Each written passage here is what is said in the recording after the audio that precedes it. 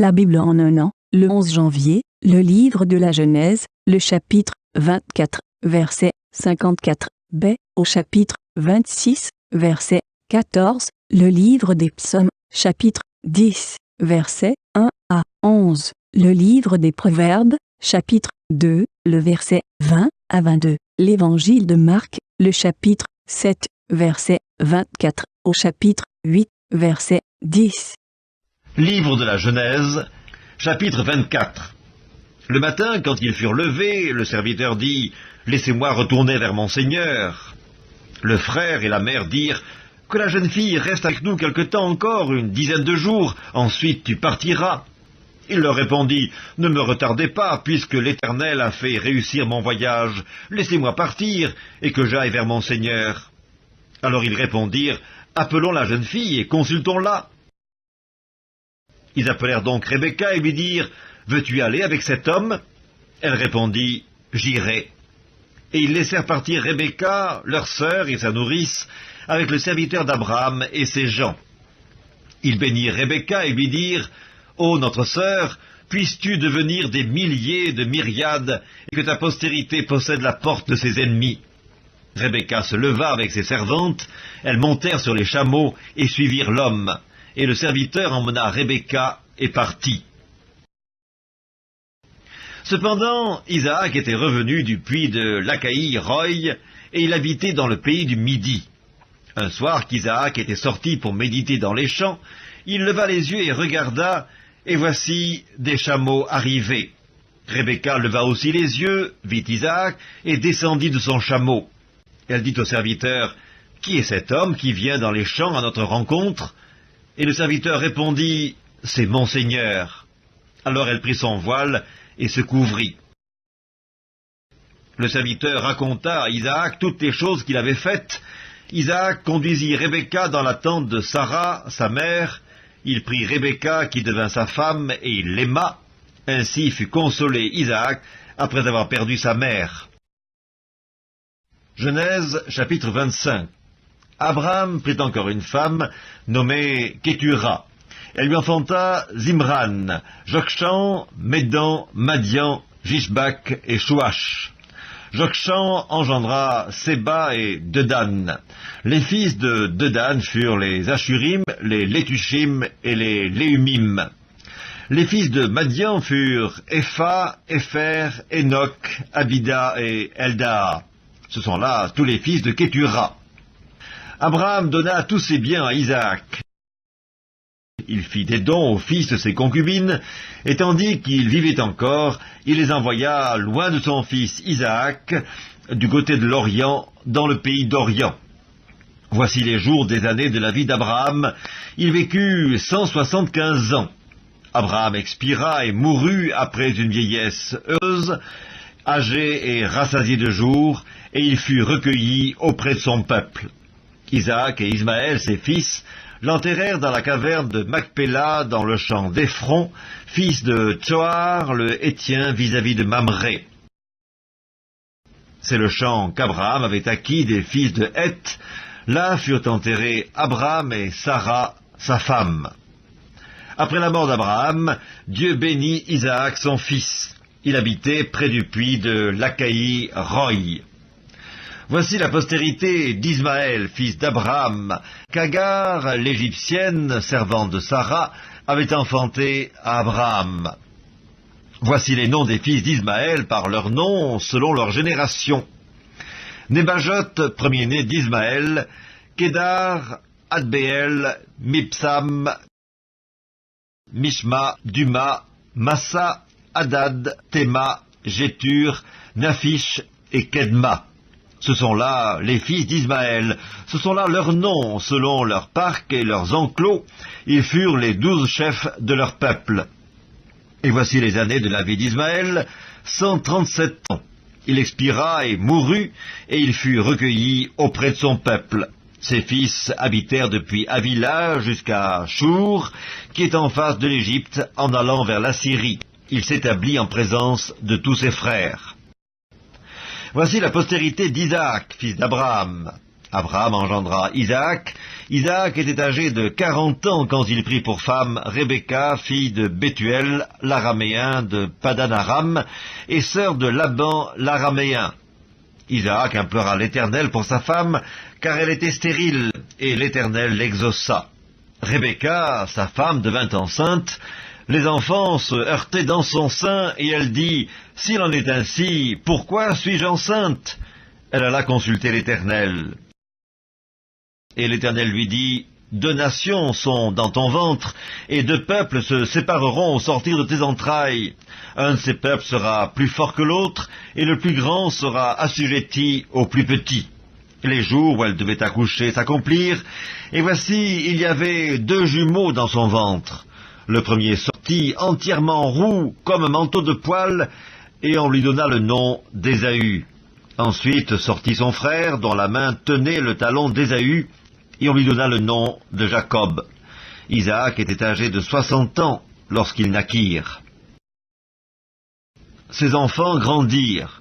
Ésaü devint un habile chasseur, un homme des champs, mais Jacob fut un homme tranquille qui restait sous les tentes.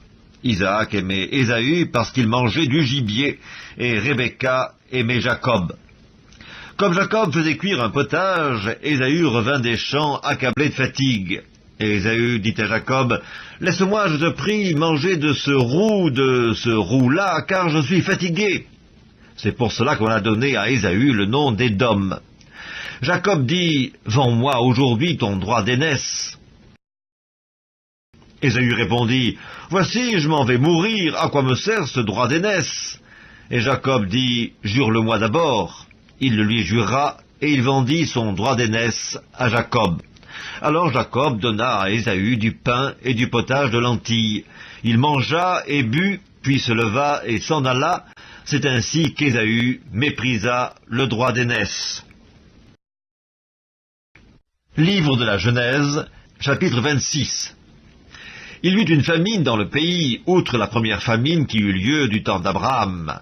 Et Isaac alla vers Abimélec, roi des Philistins, à Guérar.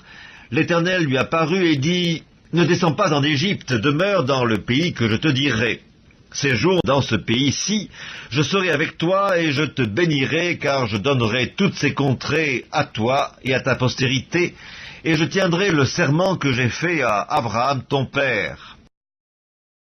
Je multiplierai ta postérité comme les étoiles du ciel, je donnerai à ta postérité toutes ces contrées, et toutes les nations de la terre seront bénies en ta postérité, parce qu'Abraham a obéi à ma voix, et qu'il a observé mes ordres, mes commandements, mes statuts et mes lois. » Et Isaac resta à Guérar. Lorsque les gens du lieu faisaient des questions sur sa femme, il disait « C'est ma sœur », car il craignait, en disant « ma femme », que les gens du lieu ne le tuassent, parce que Rebecca était belle de figure. Comme son séjour se prolongeait, il arriva qu'Abimélec, roi des Philistins, regardant par la fenêtre, vit Isaac qui plaisantait avec Rebecca sa femme. Abimélec fit appeler Isaac et lui dit, « Certainement, c'est ta femme, comment as-tu pu me dire, c'est ma sœur ?» Isaac lui répondit, « J'ai parlé ainsi de peur de mourir à cause d'elle. » Et Abimélec dit, « Qu'est-ce que tu nous as fait ? Peu s'en est fallu que quelqu'un du peuple n'ait couché avec ta femme, et tu nous aurais rendus coupables. » Alors Abimélec fit cette ordonnance pour tout le peuple, celui qui touchera à cet homme ou à sa femme sera mis à mort. Isaac sema dans ce pays, et il recueillit cette année le centuple, car l'Éternel le bénit. Cet homme devint riche, et il alla s'enrichissant de plus en plus jusqu'à ce qu'il devint fort riche. Il avait des troupeaux de menu bétail et des troupeaux de gros bétail et un grand nombre de serviteurs. Aussi les Philistins lui portèrent envie. Psaume 10. Pourquoi, ô Éternel, te tiens-tu éloigné? Pourquoi te caches-tu au temps de la détresse? Le méchant, dans son orgueil, poursuit les malheureux. Ils sont victimes des trames qu'il a conçues, car le méchant se glorifie de sa convoitise, et le ravisseur outrage, méprise l'Éternel. Le méchant dit avec arrogance, « Il ne punit pas, il n'y a point de Dieu. » Voilà toutes ses pensées. Ses voies réussissent en tout temps, tes jugements sont trop élevés pour l'atteindre. Il souffle contre tous ses adversaires. Il dit en son cœur, je ne chancelle pas, je suis pour toujours à l'abri du malheur. Sa bouche est pleine de malédictions, de tromperies et de fraudes. Il y a sous sa langue de la malice et de l'iniquité. Il se tient en embuscade près des villages. Il assassine l'innocent dans des lieux écartés. Ses yeux épient le malheureux. Il est aux aguets dans sa retraite comme le lion dans sa tanière. Il est aux aguets pour surprendre le malheureux. Il le surprend et il l'attire dans son filet. Il se courbe, il se baisse, et les misérables tombent dans ses griffes. Il dit en son cœur, Dieu oublie, il cache sa face, il ne regarde jamais. Livre des Proverbes, chapitre 2. Tu marcheras ainsi dans la voie des gens de bien, tu garderas les sentiers des justes. Car les hommes droits habiteront le pays, les hommes intègres y resteront, mais les méchants seront retranchés du pays, les infidèles en seront arrachés. Marc, chapitre 7. Jésus étant parti de là, s'en alla dans le territoire de Tyr et de Sidon. Il entra dans une maison désirant que personne ne le sût, mais il ne put rester caché. Car une femme, dont la fille était possédée d'un esprit impur, entendit parler de Jésus et vint se jeter à ses pieds. Cette femme était grecque, syro-phénicienne d'origine. Elle le pria de chasser le démon hors de sa fille. Jésus lui dit « Laisse d'abord les enfants se rassasier, car il n'est pas bien de prendre le pain des enfants et de le jeter aux petits chiens. »« Oui, Seigneur, lui répondit-elle, mais les petits chiens, sous la table, mangent les miettes des enfants. » Alors il lui dit, « À cause de cette parole, va, le démon est sorti de ta fille. » Et, quand elle rentra dans sa maison, elle trouva l'enfant couché sur le lit. Le démon était sorti. Jésus quitta le territoire de Tyr et revint par Sidon, vers la mer de Galilée, en traversant le pays de la Décapole. On lui amena un sourd qui avait de la difficulté à parler, et on le pria de lui imposer les mains. Il le prit à part, loin de la foule, lui mit les doigts dans les oreilles et lui toucha la langue avec sa propre salive. Puis, levant les yeux au ciel, il soupira et dit « Ephata », c'est-à-dire « Ouvre-toi ». Ainsi ses oreilles s'ouvrirent, sa langue se délia, et il parla très bien. Jésus leur recommanda de n'en parler à personne, mais plus il le leur recommanda, plus ils le publièrent. Ils étaient dans le plus grand étonnement et disaient « Il fait tout à merveille. Même il fait entendre les sourds et parler les muets. » Marc, chapitre 8. En ces jours-là, une foule nombreuse s'étant de nouveau réunie et n'ayant pas de quoi manger, Jésus appela les disciples et leur dit « Je suis ému de compassion pour cette foule, car voilà 3 jours qu'ils sont près de moi, et ils n'ont rien à manger. Si je les renvoie chez eux à jeun, les forces leur manqueront en chemin, car quelques-uns d'entre eux sont venus de loin. » Ses disciples lui répondirent « Comment pourrait-on les rassasier de pain ici, dans un lieu désert ?» Jésus leur demanda « Combien avez-vous de pain ?» 7, répondit-il.